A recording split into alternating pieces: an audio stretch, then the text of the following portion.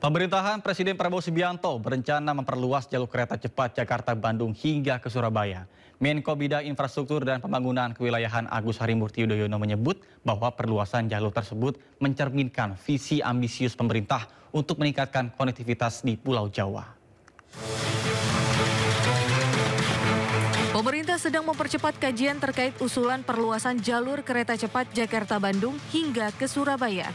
Menteri Koordinator Bidang Infrastruktur dan Pembangunan Kewilayahan Agus Harimurti Yudhoyono mengatakan pemerintahan Presiden Prabowo Subianto ingin mempercepat mobilitas yang terintegrasi dan efisien di seluruh Pulau Jawa. AHY mengatakan perluasan trayek kereta cepat ini juga akan meneruskan keberhasilan kereta cepat Jakarta-Bandung yang telah beroperasi saat ini. Untuk itu Menteri AHY menyebut saat ini pemerintah tengah menggodok regulasi baru yang akan menjadi payung hukum pelaksanaan konstruksi kereta cepat Jakarta-Surabaya. Penyusunan payung hukum menjadi penting untuk memenuhi tuntutan sektor transportasi yang kompleks dan dinamis. Menteri AHY menambahkan konstruksi kereta cepat Jakarta-Bandung hingga Surabaya bukan sekedar melanjutkan proyek, namun lebih mencerminkan visi ambisius pemerintah yang hendak meningkatkan konektivitas Pulau Jawa dengan mobilitas yang lebih cepat, bersih, dan terintegrasi.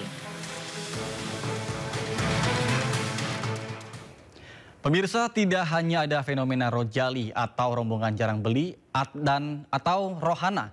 Rombongan hanya nanya, dan kini ada juga fenomena roh halus alias rombongan hanya mengelus-elus. Fenomena roh halus merupakan sekelompok orang yang datang ke mal hanya untuk memastikan kualitas dan membandingkan harga suatu produk yang ujung-ujungnya belanja di toko online.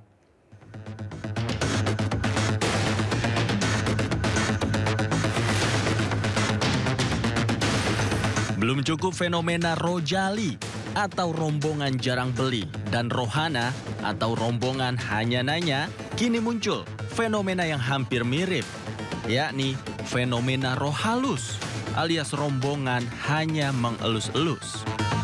Fenomena roh halus menyoroti sekelompok orang yang datang ke mal hanya untuk memastikan kualitas dan ukuran serta mencari perbandingan harga suatu produk. Biasanya, kelompok roh halus yang gentayangan di mal ini tidak membeli produk di toko tersebut, melainkan beli di toko online yang harganya lebih murah. Tiga fenomena yang tengah marak di pusat perbelanjaan ini menjadi tantangan serius bagi sektor retail dan usaha mikro kecil dan menengah di tengah ketidakpastian ekonomi nasional. Kendati demikian, Asosiasi Pengelola Pusat Belanja Indonesia menyebut fenomena ini bukanlah hal baru. Rojali ini selalu terjadi sepanjang waktu begitu di pusat. Pemirsa, berikut kita akan bergabung dengan KPK terkait dengan pernyataan jubir KPK terkait dengan abolisi dan amnesti terhadap Tom Lembong dan Hasto Kristianto.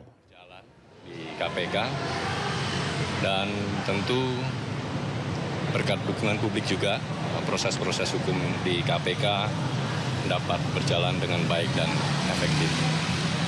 Termasuk terkait dengan proses hukum saudara HK yang kemudian mendapatkan amnesti.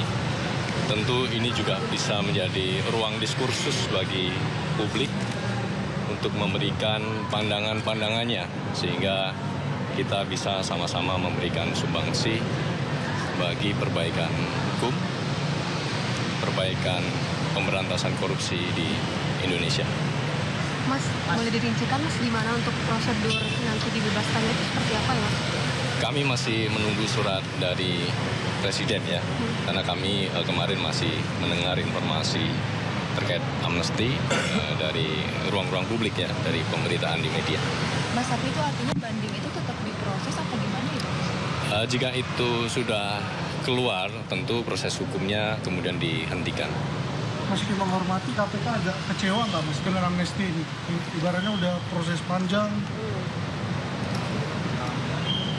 Ya, dalam perkara ini KPK juga masih ada beberapa tersangka yang sudah ditetapkan dan satu juga masih menjadi DPO. KPK berkomitmen untuk terus melakukan pencarian dan tentu juga menggandeng berbagai aparat penegak hukum lain, berbagai institusi dan juga masyarakat bagi yang mengetahui keberadaan yang bersangkutan untuk bisa menyampaikan kepada KPK sehingga bisa kita segera tindak lanjuti. Mas, Nuril tanggapannya dari kubu Pak Hasto sendiri kan mengatakan bahwa ini menunjukkan dengan pemberian amnesti ini menunjukkan bahwa kasus Hasto ini merupakan kasus kriminalisasi politik dan hukum. Tanggapannya gimana? Setiap penanganan perkara yang KPK lakukan termasuk dalam perkara ini semuanya berangkat dari alat bukti, di mana alat bukti yang sudah dikumpulkan oleh teman-teman penyidik juga kemudian sudah disampaikan dalam berkas dakwaan, berkas tuntutan, dan semuanya sudah diuji. Tidak hanya di pra-peradilan, tapi juga diuji oleh Dewan Pengawas yang kemudian masuk ke dalam proses peradilan di perkara pokoknya. Dan kemudian Majelis Hakim juga sudah memutus bahwa dugaan tindak pidana korupsi yang dilakukan oleh yang bersangkutan dinyatakan terbukti.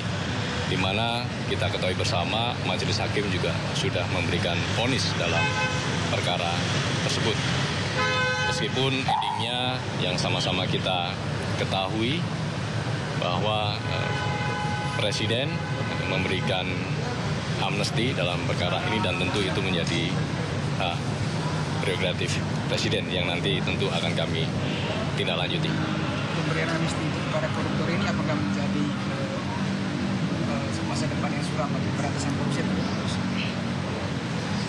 Peristiwa ini tentu bisa menjadi ruang diskusi bagi teman-teman baik di kampus, teman-teman pemerhati isu anti korupsi untuk menjadi diskursus sehingga nanti bisa memberikan masukan-masukan yang konstruktif terhadap perbaikan upaya pemberantasan korupsi di Indonesia, perbaikan proses-proses penegakan hukum di Indonesia. Mas, untuk yang Donitin Istiqomah kan perkaranya masih lanjut apa enggak terkait dengan abolisi? Saat ini masih berlanjut. Artinya perkaranya sama tapi berlanjut. Masih berlanjut.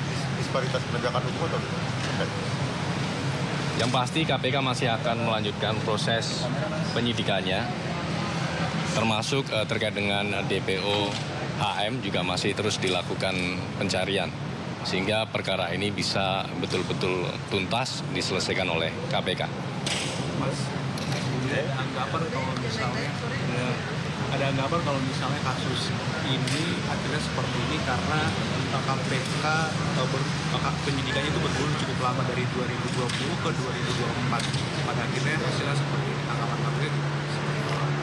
Proses penyidikan ini memang berangkat dari kegiatan tangkap tangan 2020 yang kemudian juga KPK telah menetapkan beberapa tersangka, bahkan ada yang DPO yang dimana KPK juga terus melakukan pencarian. Yang kemudian dari perkembangannya KPK kemudian juga melakukan pemeriksaan terhadap beberapa saksi yang kemudian ditemukan fakta-fakta baru. Yang kemudian dalam prosesnya KPK kemudian menetapkan saudara Mangga sebagai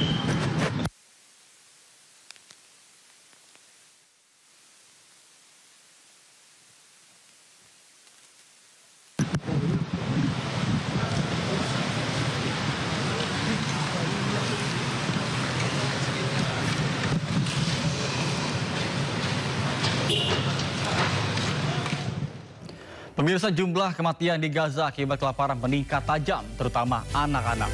Pemirsa, Sido Siang akan segera kembali dengan informasi menarik lainnya. Untuk itu, tetaplah bersama kami.